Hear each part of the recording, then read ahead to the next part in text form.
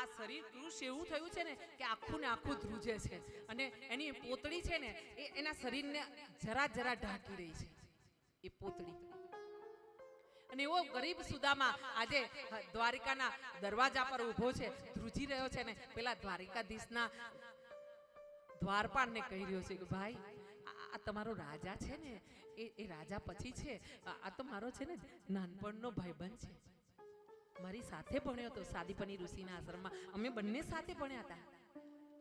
પેલા લોકો હસીને મસ્કરી કરી રહ્યા છે, જોને આ વાત કરે છે, આ રાજાધિરાજ આ કૃષ્ણની વાત કરે છે, દ્વારિકાધીશની. આવું તો કેવું હોતું હશે કે આ એનો ભાઈબંધ હોય આપણા મહારાજાનો, દ્વારિકાધીશનો આ ભાઈબંધ આવો હોય તો આવો રહેવા દે ભગવાન.